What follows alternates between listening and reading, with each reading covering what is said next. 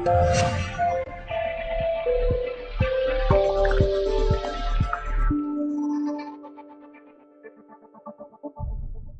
there, Bright Ideas fans. Welcome back to another Whiteboard Friday video for Friday, January the 27th. A lot of things I want to get in and share with you today. We've achieved the first part of our goal that we set, 6 months ago. So let's get into that, and then we'll talk about some really great lessons that I've learned along the way, and I'm going to share with you some things that I think you should be doing to enhance your value with the brands that you're already working with. So let's jump into the numbers.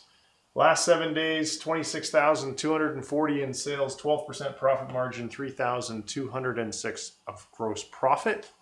The last 30 days, there it is. We finally did it. Broke 100 grand. $104,558 in revenue. So I said we'd achieved half the goal. Well, that was that half. Problem is, the other half of the goal was a 15% profit margin. As you can see, it was 12 for a gross profit of 12,325.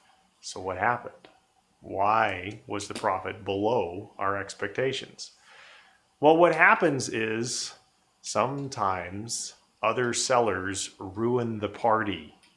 As I mentioned in a previous video, people are stupid. They think that, hey, if I lower my price below everybody else's, I'll get all the sales. I'll own the buy box. Yeah, I'm going to do that. But they're stupid because everybody else is just going to match them. And now, instead of being at this price and everybody's got an equal share of the buy box, now they're at this price and everybody has the same share of the buy box. So rule number one is don't ever try and be the lowest seller. Don't lead the race to the bottom. Instead, match only the others that are doing it, because if you don't match, of course, you don't get any sales. So why did this happen? Because buttheads out there ruined some of the products that we have in our portfolio, and so now we're just matching price and liquidating to get our capital back. It's unfortunate. It's a part of the business. But as I said in a previous video, unlike private label, where you can actually get your entire head handed to you and lose all of your money, the amount of money that we're losing, and in a lot of cases we're not losing, our profit margin is just lower than our expectations. Our return on equity has fallen below our benchmark. In some cases we are actually losing money, but relative, it's a portfolio. This is a numbers game. It's kind of like a stock portfolio. You're not going to make money on all of your investments all of the time. So, case in point, if every product that I have issued a purchase order for was in inventory and for sale right now, which they aren't all, some are always coming from suppliers or being shipped or whatever, our monthly revenue would be $202,000.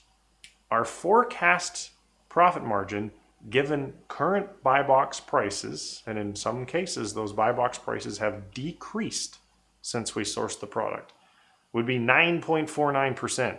Ugh, too low. Which would give us a monthly profit of $19,242. So some of you might be thinking, well, that sounds great. Why don't you just do that? Because you're forgetting about return on capital invested. It takes a certain amount of money to make a certain amount of money, and you want the first amount of money to be the smallest amount of money possible, the capital invested, so that the second amount of money, your cash flow, is as high as possible.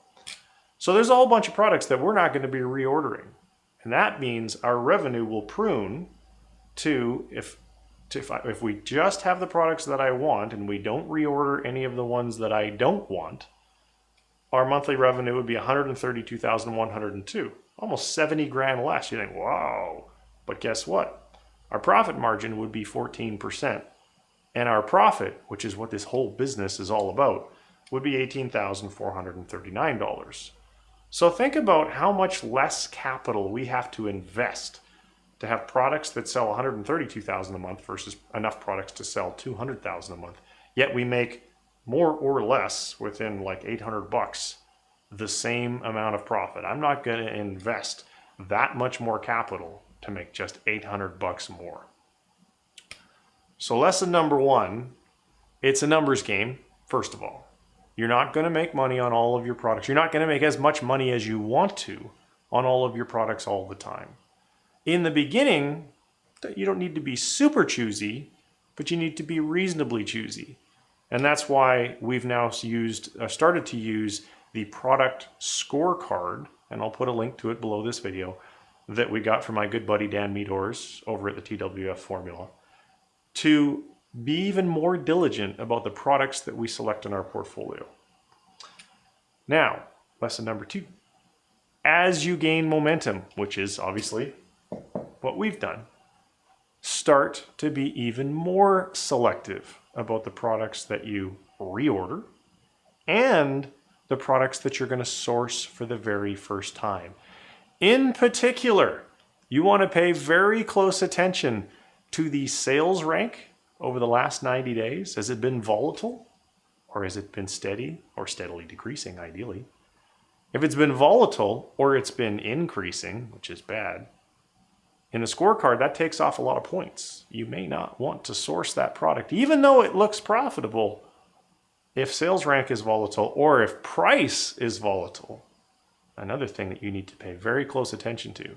If price is volatile or has been trending downwards, you need to be very, very careful. Now, in some cases, you can't see this stuff. We have one product where everything was fine until one jackass seller thought, I'm going to get a bigger share of the buy box. I'm going to lower my price. I am so smart.